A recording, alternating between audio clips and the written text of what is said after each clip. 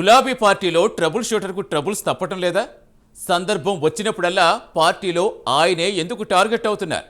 తనపై బయట జరుగుతున్న ప్రచారంపై క్లారిటీ ఇవ్వాల్సిన అవసరం ఎందుకు వచ్చింది? పార్టీలో లీడర్షిప్ బాధ్యతలపై ఎందుకు కామెంట్స్ చేశారు? ఇంతకు గులాబీ పార్టీలో ఏం జరుగుతోంది?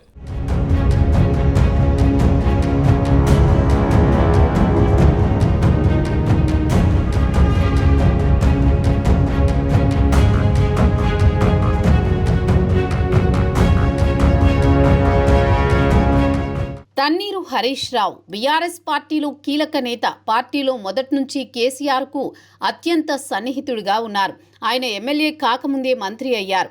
తెలంగాణ ఉద్యమం పీక్స్లో ఉన్నప్పుడు యాక్టివ్గా పనిచేశారు. గులాబీ పార్టీ ఎదుర్కొన్న ఉప ఎన్నికకు ఆయనే ఇన్ఛార్జిగా వ్యవహరించారు. దీంతో ట్రబుల్ షూటర్గా హరీష్ రావు గుర్తింపు తెచ్చుకున్నారు.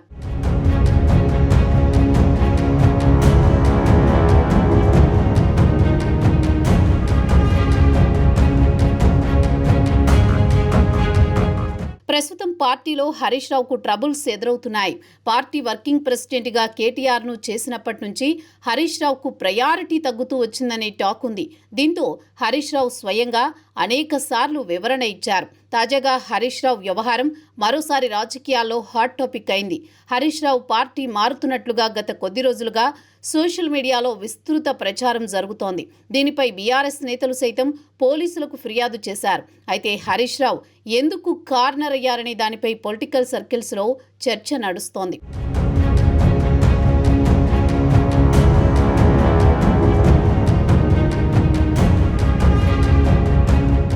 తాజాగా బీఆర్ఎస్ రజతోత్సవ సభను ఎల్కతుర్తిలో నిర్వహించారు. దీనికి సంబంధించిన సభా నిర్వహణ బాధ్యతలను హరీష్ రావుకు అప్పగిస్తున్నట్లు తొలుత కేసీఆర్ ప్రకటించారు. ఆ తర్వాత మళ్లీ సభా బాధ్యతలను ఉమ్మడి వరంగల్ జిల్లా నేతలకు కేసీఆర్ అప్పగించారు. అప్పటి నుండి పార్టీలో హరీష్ రావు సైలెంట్ అయ్యారు. తన నియోజకవర్గం సిద్దిపేటకు పరిమితమయ్యారు. దీంతో ఆయన పార్టీ అధిష్టానంపై అలిగారనే ప్రచారం జరిగింది. సభా వేదికపై కేసీఆర్, కేటీఆర్ ఫోటోలు మాత్రమే పెట్టడంతో గులాబీ పార్టీ ఫ్యూచర్ నాయకుడిపై కేసీఆర్ హింట్ ఇచ్చారనే చర్చ మొదలైంది.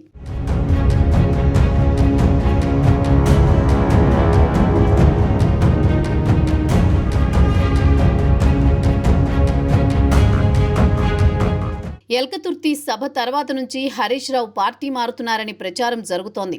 వేరే పార్టీలోకి వెళ్లేందుకు రెడీగా ఉన్నారని సోషల్ మీడియాలో విస్తృత ప్రచారం జరిగింది.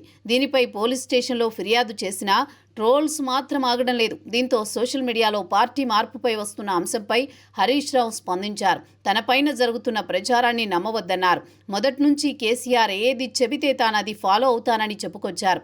పార్టీ బాధ్యతలను కేటీఆర్కు అప్పగిస్తే స్వాగతిస్తానని హరీష్ రావు చెప్పడం హాట్ టాపిక్గా మారింది. అయితే ఆయన చేసిన వ్యాఖ్యలు తనే స్వయంగా చేశారా లేక కేసీఆర్ ఆదేశాలతో చేశారా అన్న చర్చ రాజకీయ వర్గాల్లో జరుగుతోంది. మొత్తానికి బీఆర్ఎస్ రజతోత్సవ సభ నుంచి తనపై జరుగుతున్న ప్రచారంపై హరీష్ రావు క్లారిటీ ఇచ్చినట్లయింది. దీంతో ఈ చర్చ ఇక్కడితో ఆగుతుందా లేక మరింత పెరుగుతుందా అనేది చూడాలి.